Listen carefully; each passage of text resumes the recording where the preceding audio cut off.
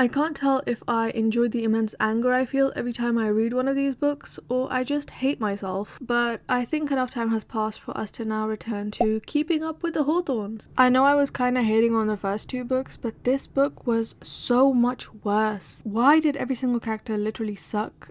It felt like I was watching someone play episode with 0 gems. And what is it with the constant flashbacks? Why is there so many flashbacks? I think if the point of this book was to further illustrate how annoying and spiritually unemployed the Hawthorne brothers are, then it did a great job. So last time we were in the Inheritance Games universe, a lot of things happened. People were kidnapped, planes were blown up, and love triangles were triangled. But now we've made it to the final installment of the trilogy. In the last book, it was revealed that Toby had a daughter named Eve, and he wanted to keep her away from the Hawthorns, but now she is back. Avery turns 18 and is about to hit the 1-year mark of staying at Hawthorne House when Eve shows up and asks for her help because Toby has been kidnapped. Grayson sees Eve and he is freaked out because she looks just like Emily, which doesn't really make any sense, but whatever, moving on. The gang is unsure of whether to trust Eve or not, which makes perfect sense since they don't know her. Like, you shouldn't just trust someone because they look like your dead girlfriend, right? Grayson pretty much spends this entire book being mentally enslaved to Eve because she looks exactly like Emily, which again makes no sense, but it's fine.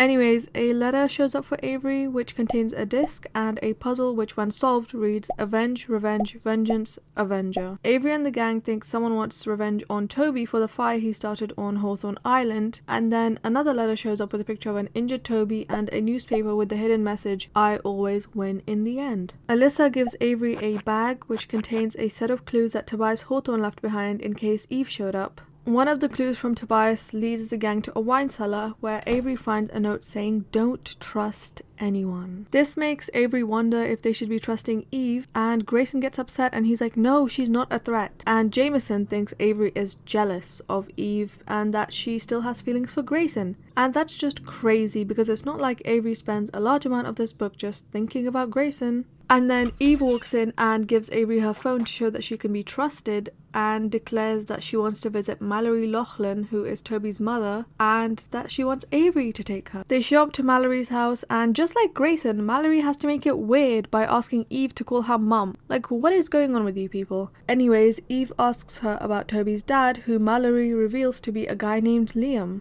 And then Avery gets another clue which is a bunch of numbers, and then someone called Luke phones her and basically reveals that the phone is bugged. Luke tells Avery to look up, which leads to Avery finding a certificate which reveals that Tobias Hawthorne worked with a man named Vincent Blake on some oil drilling device, and then Tobias betrayed him by making a better patent which made him a lot of money. Xander meets his real father Isaiah, who reveals that he wanted to be in Xander's life but he didn't have enough money to fight for custody against Tobias Hawthorne. We also find out that the disc that Avery was sent was from Vincent Blake, and that there are 5 discs and anyone holding one is entitled to 1/5 of Vincent's estate. So apparently Toby stole a disc from Tobias before he ran off, but that makes no sense because why would Tobias have that disc if Vincent and him didn't get along? Isaiah also tells him about William, who was Vincent Blake's son, that left and never came back. So Avery figures out that William is Toby's father and that Liam is a nickname for William. It turns out Liam got Mallory pregnant when she was 16 and he was in his 20s.